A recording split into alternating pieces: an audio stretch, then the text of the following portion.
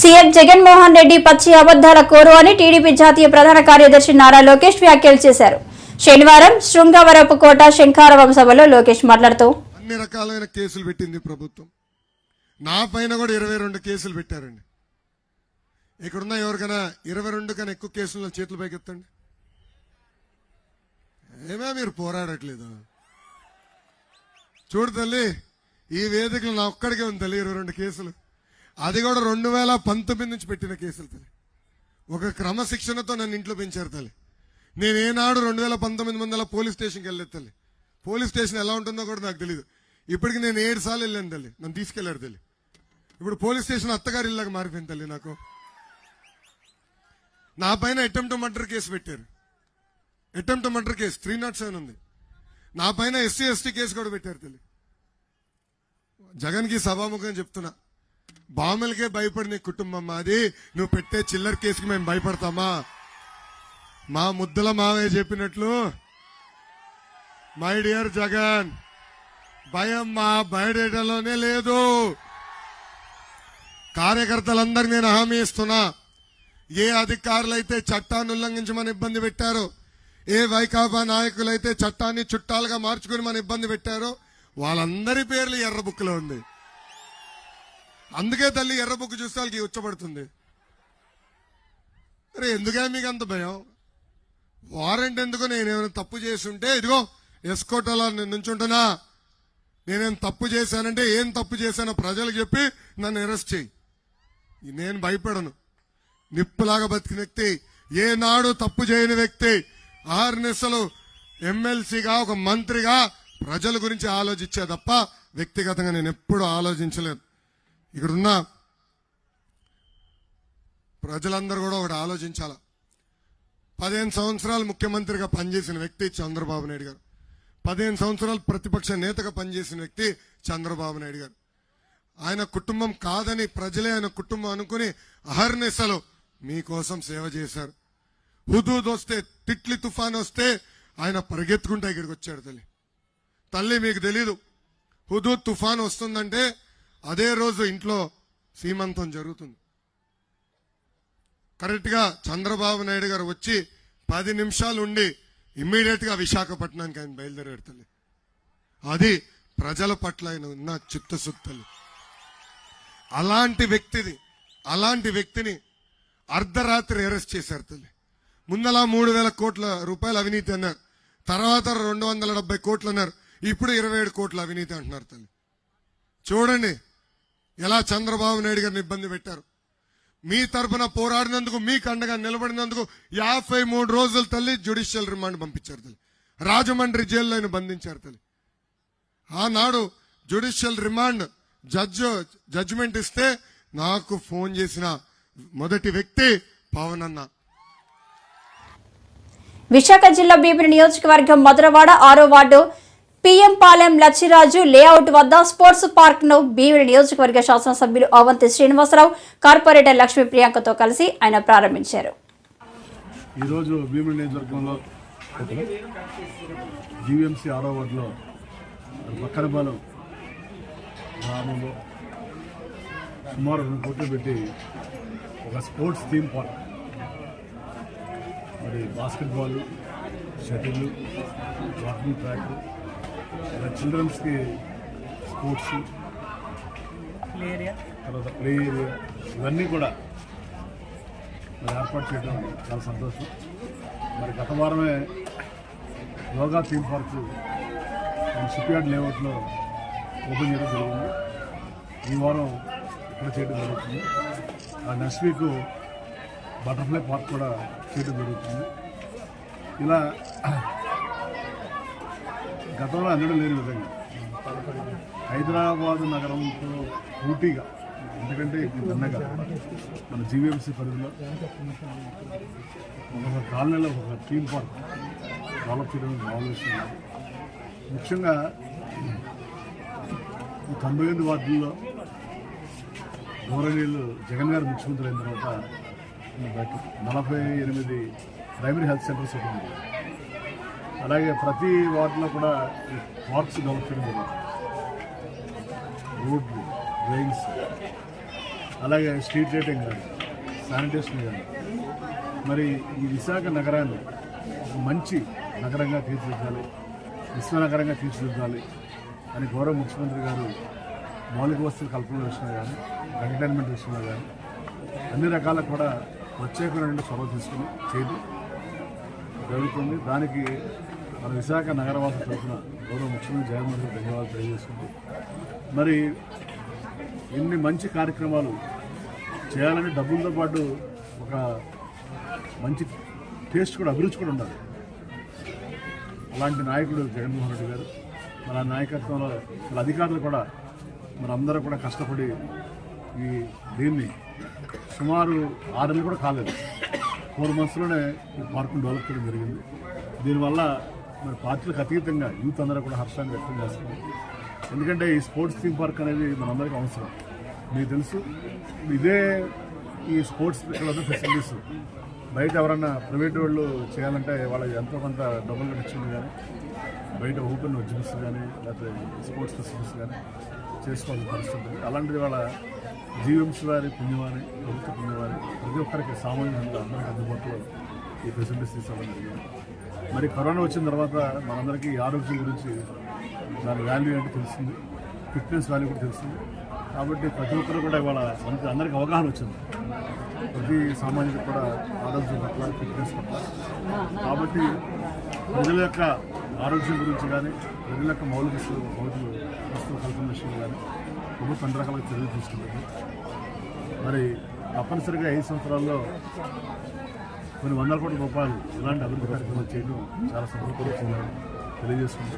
మరి దీన్ని సహకరించినటువంటి మన వార్డు నాయకులు, 6వ వార్డు నాయకులకి, మన కార్పొరేటర్ అందరూ కూడా ధన్యవాదాలు తెలియజేసుకుంటూ భీమిలి నియోజకవర్గంలో 6th వార్డులో స్పోర్ట్స్ థీమ్ పార్క్ 2 crores పెట్టి ఓపెన్ చేసుకోవడం చాలా సంతోషంగా ఉందండి. ముందుగా దీనికి మాకు సహకరించిన జీవీఎంసీ కమిషనర్ గారికి, మేయర్ గారికి, మా ఎమ్మెల్యే గౌరవనీయులు ముందు శ్రీనివాసరావు గారికి, అలానే అధికారులకు అందరికీ కూడా ధన్యవాదాలు తెలుపుకుంటున్నామండి. అలానే దీనికి సహకరించిన 6వ వార్డు నాయకులకి, భీమిలి నాయకులందరికీ కూడా ధన్యవాదాలు తెలుపుకుంటూ, మరి విజనరీ లీడర్ 2019లో ముఖ్యమంత్రి అయిన తర్వాత జగన్మోహన్ రెడ్డి గారు గౌరవనీయులు మన రాష్ట్రాన్ని అభివృద్ధి, సంక్షేమం అనే 2 కళ్ళుగా ముందుకు తీసుకెళ్ళడం జరుగుతుంది.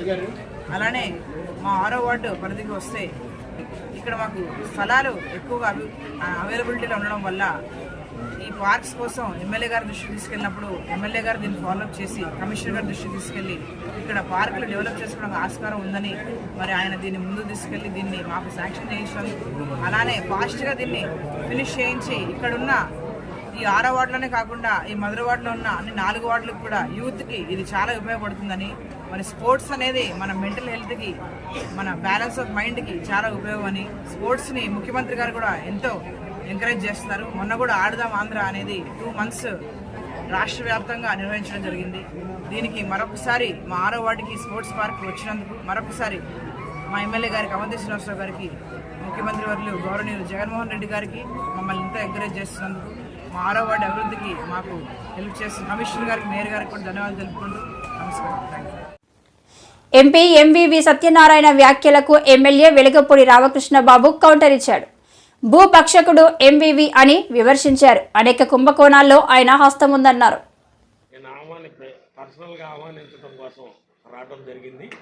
మేమిద్దరం ఎప్పుడు పోటీ చేసుకున్నా సరే స్నేహపూర్వకంగా పోటీ చేసుకున్నాం తప్పితే ఇవాళ ఈ పరిస్థితుల్లో లాగా పర్సనల్ విమర్శలు చేసుకున్నది ఏ రోజు లేదు, ఈ రోజుకి లేదు, ఆ రోజు లేదు. ఆయన ఏ పార్టీలో ఉన్నా ఆయన సిద్ధాంతాలు ఆయన, మా సిద్ధాంతాలు తప్పితే మేము ఏ రోజు స్నేహపూర్వకంగా ఉన్నాం తప్పితే ఎప్పుడు అలా లేము. ఈరోజు పరిస్థితుల్లో ఇందాక ఈయన చెప్పినట్లు ప్రసాద్ రెడ్డి గారు కానీ ఎంవీవీని కానీ వదిలే ప్రసక్తి లేదు. మేమిద్దరం ఇవాళ ఒకే మాట, ఒకే బాట, విత్ డాక్యుమెంట్ ఎవిడెన్సెస్తో చూపిస్తాం, రమ్మనండి. మా దగ్గర డాక్యుమెంట్స్ ఉన్నాయి, వంశీ గారి దగ్గర, మా దగ్గర. 2 సంవత్సరాల క్రితమే, సంవత్సరం అయిందో, విజయసాయి రెడ్డి గారు చెప్పారు, దస్మాల భూముల్లో నాది 70-30, మీ ఎంపీది అంటే ఎంవీవీది 99 ఒకటి, నాకన్నా గలుడని వాళ్ళ రాజ్యసభ సభ్యుడే చెప్పాడు. వంశీ గారు నేను చెప్పటం కాదు. 99 షేరింగ్ భారతదేశంలో ఎక్కడన్నా ఉందో చెప్పండి. అంటే ఎవరు ఎంత అవినీతి పరుడో మీ అందరికీ తెలుసు. డెఫినెట్గా కూడా తెలుగుదేశం జనసేన పార్టీ గెలిచి ప్రభుత్వం స్థాపిస్తేనే రాష్ట్రం అభివృద్ధి జరుగుద్ది. విశాఖలో భూ కబ్జాలు తగ్గుతాయి. ఎంతోమంది ప్రైవేటు వ్యక్తులు భూములు కూడా కబ్జా అయినాయి. అన్ని డీటెయిల్స్ ఉన్నాయి. మాస్టర్ ప్లాన్ అవకతవకలు ఉన్నాయి. అన్నీ తెలుసు మాకు. మీ ఇద్దరం మళ్ళీ విత్ డాక్యుమెంట్స్తో మళ్ళీ మీ ముందుకి మీడియా సమావేశానికి వస్తామని ప్రత్యేకంగా వంశీ శ్రీనివాస్ గారికి నా హృదయపూర్వక ధన్యవాదాలు తెలియజేసుకుంటూ సెలవు తీసుకుంటున్నాను. నమస్కారం. ఇంకొక వస్తాను నేను ఎవరికి భయపడినావు. నేను నీ దగ్గర ఏమైనా ₹1 సాధించలేదు. నీ సీఎం దగ్గర ఒక టికెట్ కూడా తీసుకోలేదు. ఒక బస్ టికెట్ కూడా కొనుక్కోలేదు. నేను ఎక్కడ ఎవరి దగ్గర ఒక జెండా తీసుకోలేదు. మీ సీఎం గారి దగ్గర నీ దగ్గర టీ కూడా తాగలేదు. ఆల్ తెలుగు ప్రజా పార్టీ విశాఖపట్నం పార్లమెంటు పరిశీలకులు నందికొల్ల సంధ్య మాట్లాడుతూ విశాఖ అసెంబ్లీ అభ్యర్థుల ఎంపిక జరుగుతుంది. రాష్ట్రంలో కులం వారసత్వ ప్రాముఖ్యత ఎక్కువగా ఉంది. సభ్యులందరూ కలిసి మేధావి వర్గం ప్రజలకు ఏం కావాలనే ఉద్దేశంతో, అంటే కుల వారసత్వ పార్టీల నాయకుల యొక్క ఉద్దేశాలతో వస్తున్న ప్రభుత్వాలు కేవలం వారి ఎదుగుదలకు ఉపయోగపడుతున్నాయి, కానీ ప్రభుత్వాలు ఏవి కూడా కామన్ మ్యాన్కి ఉపయోగపడట్లేదు. దానికి నిదర్శనం కావాలంటే ఏ ప్రభుత్వం వచ్చినా ప్రభుత్వంలో ఉన్న పెద్దలు ఎదుగుతారు, ప్రభుత్వంలో ఉన్న వాళ్ళ వారసత్వ తీసుకుంటున్న వారసులు ఎదుగుతారు, వారు స్థాపించిన సంస్థలు ఎదుగుతాయి, కానీ ప్రజలకు చెందిన సంస్థలు ఎదగరు, ప్రజలు అభివృద్ధి చెందరు, ప్రజలకున్న కష్టాలు పోవు, ప్రజలకు అంటూ ఉన్న వనరులు ప్రజలకు మిగలట్లేదు. ఇదే కనుక నిజంగా గవర్నమెంట్ యొక్క ఉద్దేశం అయితే మన డెమోక్రటిక్ ఇండియాలో ఇది మంచి గవర్నమెంట్ కాదు, అంటే గవర్నమెంట్ యొక్క తీరు కాదు. అందుకని ఏటీపీపీ అనే కొత్త పార్టీ, ఆల్ తెలుగు ప్రజా పార్టీ ఇప్పటికిప్పుడు ఏదో పరిస్థితులను చూసి వచ్చిన పార్టీ కాదు. 2018 జూన్లో ఓట్ ఫర్ డిమాండ్ అనే మూవ్మెంట్ తో ప్రజలకి ఓట్ హక్కు గురించి, ఓటు విలువ గురించి, ఓటు వేసే ముందు ప్రజలు ఏం ఆలోచించాలి అనే అంశాల గురించి వాళ్ళకి రకరకాల అవగాహన కార్యక్రమాలు రెండు ఉభయ తెలుగు రాష్ట్రాల్లో చేస్తూ 2018 నుంచి ఇంతవరకు మేము వాళ్ళకి చేస్తూ 2-3 సంవత్సరాలు కంటిన్యూస్ గా మాక్ అసెంబ్లీ అనేది ఒకటి కండక్ట్ చేసి ప్రజలకంటూ అవసరమైన బిల్స్ వస్తే ప్రభుత్వం ఎలా రన్ అవుతుందో మచ్చుకు చేసి చూపిస్తే, రెండు ప్రభుత్వాల్లోనూ మేము తీసుకున్న అంశాలని వాళ్ళు కొన్ని రకాలుగా వాటిని మార్చి వాళ్ళ ప్రభుత్వాలను ఇంప్లిమెంట్ చేసి సక్సెస్ఫుల్ గా రన్ చేశారు. అలాంటి పరిస్థితిలో మేము ప్రజలకి అవగాహన కల్పించాలనే ఉద్దేశంతో మాక్ అసెంబ్లీలో మేము తీసుకున్న అంశాలే ఇంత పాపులారిటీని వాళ్ళకి ఇచ్చినప్పుడు, మేధావులందరూ కలిసి ఒక మేనిఫెస్టో తయారు చేస్తే అది ప్రజా మేనిఫెస్టో అయ్యి ఉంటే, ప్రజల యొక్క భవిష్యత్తుని అది నిజంగా టార్గెట్ చేసి చూపించినప్పుడు, ప్రజల కోసమే ఒక పార్టీ నిలబడితే ఎలా ఉంటుందో చూపించాలనే ఉద్దేశంతో ఆవిర్భవించిన ఆల్ తెలుగు ప్రజా పార్టీ 22 సంవత్సరాలు ఒక చారిటబుల్ ట్రస్ట్ ని ఫౌండర్ గా ఉన్న శ్రీ డాక్టర్ తటికాల శివభాగ్యరావు గారు నిర్మించారు.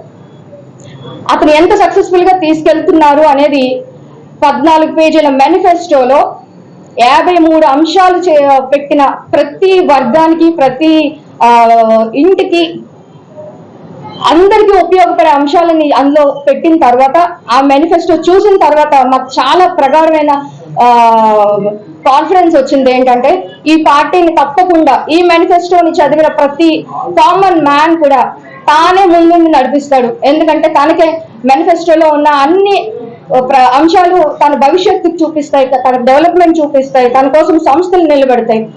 ప్రైవేట్ సంస్థలుగా మారిపోతున్న ప్రభుత్వ సంస్థలు ఈ మధ్య కాలంలో ప్రైవేట్ సంస్థలుగా మారిపోతున్న ఈ తరుణంలో ప్రజలు గవర్నమెంట్ కలిసి ఫామ్ చేస్తే ఏ స్థాయిలో సంస్థలు నిలబడతాయి అనేది మేము మా మేనిఫెస్టోలో క్లియర్ గా చూపించాము. సో ఇది ప్రజా మేనిఫెస్టోతో ప్రజల కోసం వస్తున్న ఆల్ తెలుగు ప్రజా పార్టీ. ఇలాంటి పార్టీలో మేధావి వర్గం జీరో మనీ పాలిటిక్స్ తో వస్తున్నారు. అంటే ఎక్కడ కూడా అవినీతి అనేది జరగకుండా ఉంటాది అని మేము మాటిచ్చి మరీ ఇందులోకి వస్తున్నాం.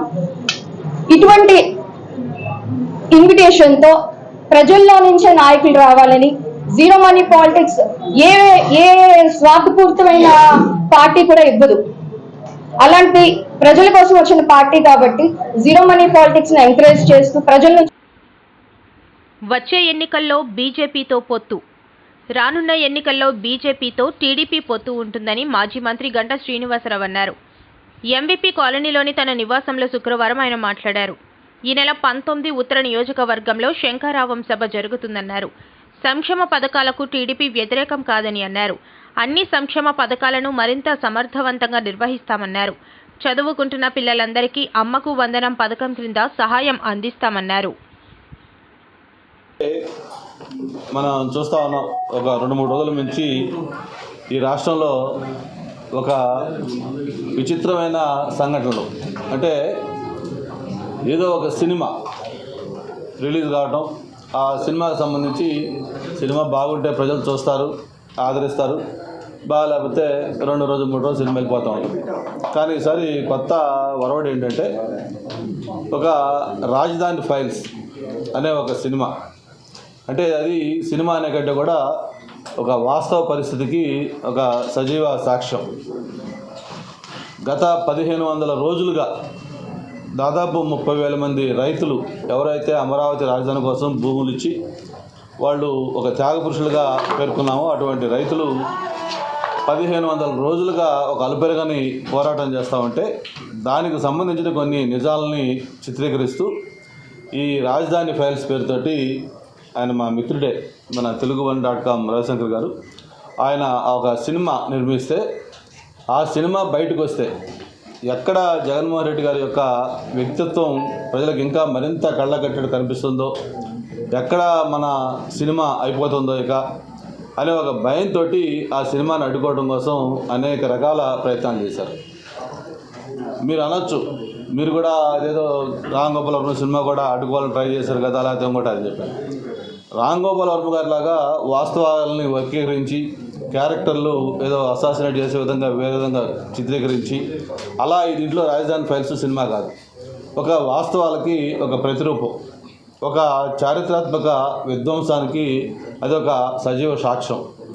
ఎలా అయితే ఒక రైతుల యొక్క ఉద్యమాన్ని ప్రభుత్వమే డబ్బులు ఖర్చు పెట్టి దాన్ని అణిచివేయాలని ట్రై చేసిందో మనకి అన్నీ కళ్ళకు కట్టేటట్టుగా ఆ సినిమాలో నేను చూశాను ఆల్రెడీ దాన్ని హైదరాబాద్లో. అన్నీ కూడా మనం చూస్తూ ఉంటే మనకి ప్రతి సీను, ప్రతి ఇన్సిడెంట్ కూడా అరే ఇది మొన్న అక్కడ జరిగింది కదా, అది అలా ఉంది కదా అని మనం దానికి కనెక్ట్ అయ్యే విధంగా అంత హృదయాలకి అట్టుకునే విధంగా ఆ సినిమా అంతా కూడా తీయడం జరిగింది. మరి అటువంటి సినిమాని మరి ఈరోజు అడ్డుకోవాలనే ప్రయత్నం, మరి వాళ్ళ ప్రయత్నాలని కోర్టులు కూడా సాగనివ్వలేదు. కోర్టు క్లియరెన్స్ చేసి సినిమా ఇప్పుడు రిలీజ్ అయింది దిగ్విజయంగా. ఇప్పుడే ఆ డిస్ట్రిబ్యూటర్ వాళ్ళతో కూడా మాట్లాడాను. సార్ సినిమా చూస్తున్నంతసేపు కూడా చూసిన ప్రతి ఒక్కరు కూడా దాన్ని స్పందన అడుగుతుంటే ఇది సినిమా కాదు, ఒక సజీవ గాథలాగా ఉంది, అందరి కళ్ళ ముందు కనిపిస్తూ ఉందని చెప్పడం జరిగింది. ఇది ఒక పక్క ఇట్లా జరుగుతూ ఉంటే మరి రాష్ట్రంలో జరుగుతున్న పరిణామాలు కూడా చూస్తూ ఉన్నాం. మన ఉత్తరాంధ్ర ఇన్ఛార్జ్ మరి సుబ్బారెడ్డి గారు ఈ మధ్య ఒక కొత్త వాదన తీసుకొచ్చారు. ఆ రోజు అమరావతి రాజధానిగా చంద్రబాబు నాయుడు గారు ఎంతో ముందు చూపుతోటి ఒక చక్కటి ప్రణాళికతోటి రైతుల దగ్గర ఒక ఫస్ట్ టైం ఒక ల్యాండ్ పూలింగ్ ద్వారా పైసా ఖర్చు పెట్టకుండా భూమి సేకరించి ఒక వరల్డ్ క్లాస్ రాజధానికి ప్లాన్ చేసి దాదాపు 80% కంప్లీట్ చేసి ఆ రోజు గవర్నమెంట్ మారిన తర్వాత జగన్మోహన్ రెడ్డి గారు ముఖ్యమంత్రిగా రావడం జరిగింది. ఎన్నికలకు ముందు ఆయన ప్రతిపక్ష నాయకుడిగా అసెంబ్లీ సాక్షిగా ఆయన మాట్లాడిన మాటలు అందరూ గుర్తు ఉన్నాయి. ఇప్పుడు కూడా ఒకసారి అన్ని ఆ వీడియోలు మనం చూసుకుంటే ఆ రోజు అసెంబ్లీ సాక్షిగా అమరావతి రాజధానిగా ఉండాలి, దీనికి నేను పూర్తిగా మద్దతిస్తా ఉన్నాను, అలాగే 30,000 ఎకరాలు కనీసం ఉండాలి అనేది కూడా ఆయన అంగీకరించి ఆ రోజు చెప్పిన మాటల్ని మరి ప్రభుత్వం అధికారంలోకి వచ్చినాక మాట తప్పాడు, మాట తిప్పాడు. మళ్ళీ అది కాదు, ఎందుకు 3 రాజధానులు ఉండకూడదు, ఎందుకు విశాఖపట్నం ఎగ్జిక్యూటివ్ క్యాపిటల్ కాకూడదు, లేకపోతే కర్నూలు న్యాయ రాజధాని కాకూడదు, విజయవాడ లెజిస్లేటివ్ క్యాపిటల్ కాకూడదు అని చెప్పని మడత పెట్టి కర్నూలు న్యాయ రాజధాని కాకూడదు, విజయవాడ లెజిస్లేటివ్ క్యాపిటల్ కాకూడదు అని చెప్పని మడత పెట్టి మాటలు మార్చాడు. సరే, చెప్పిన మాట ప్రకారం ఏదైనా దానికి ఒక ప్రయత్నం చేశాడా? న్యాయ రాజధాని కర్నూలులో కావాలంటే కనీసం minimum procedure chief justice of ఇండియాకి ఒక రిక్వెస్ట్ పెట్టుకోవాలి. అలాగే కొలీజియంకి ఒక లెటర్ రాయాలి. ఇట్లా మేము అసెంబ్లీలో తీర్మానం చేస్తా ఉన్నాం, ఇలా అనుకుంటా ఉన్నాం, దీనికి కావాల్సిన పర్మిషన్ ఇవ్వండో లేకపోతే ఏర్పాట్లు చేయండో సంథింగ్ కనీసం చేయాలి. ఎక్కడ కనీసం దాన్ని ప్రయత్నం చేయాలి. లేదు వైజాగ్లో ఎగ్జిక్యూటివ్ క్యాపిటల్ అన్నారు చెప్పి వైజాగ్లో ఒక్క రాయి ఇటు తీసాడు పెట్టల. ఆ ఋషికొండ పైన ఏదైతే ఆయన నివాసం కోసం అని చెప్పిన ఒక విలాసవంతమైన భవనం దాదాపు 500 కోట్లు ఖర్చు చేసి ఒకటి నిర్మించుకున్నాడు. వివాదాల మయంతో కూడిన ఆ విలాసవంతమైన భవనం. అది తప్ప ఒక్కటి కూడా చేయాలి. కానీ అక్కడ ఈ లెజిస్లేటివ్ క్యాపిటల్ అన్నారు, అది అట్లాగే పోతుంది. అంటే ఈ 3 ముక్కలాట చివరికి ఎలా సాగిపోయిందంటే ఏ ఒక్కటి కూడా చేయని పరిస్థితి వస్తూ ఉన్నాం. మరి అటువంటి పరిస్థితుల్లో అట్లా ఉంటే ఈరోజు సుబ్బారెడ్డి గారు ఒక కొత్త వాదం బయట తీసుకొచ్చారు. అది ఆయన వ్యక్తిగతమా లేదు పార్టీ స్టాండ్ అనేది కూడా ఇంకా దాన్ని బస్సా గారు దాని ఏదో చిన్న ట్విస్ట్ చేసి ఒకలాగా చెప్తా ఉన్నాడు. పెద్దిరెడ్డి రామచంద్రారెడ్డి గారు బహుశా ఆయన వ్యక్తిగత అభిప్రాయం తప్ప పార్టీది కాదని అనుకుంటున్నా అని చెప్పి ఆయన చెప్పాడు. మరి అఫీషియల్ స్పోక్స్ పర్సన్ ఎన్నిటికీ సకల శాఖ మంత్రి సజ్జల గారు ఇంకా మాట్లాడలేదు. వీళ్ళందరూ చెప్పిన తర్వాత అసలు జగన్మోహన్ రెడ్డి గారు ఏమంటారో ఎవరికి కూడా తెలియదు. అంటే సిగ్గు లేకుండా 10 సంవత్సరాలు ఈ రాష్ట్రం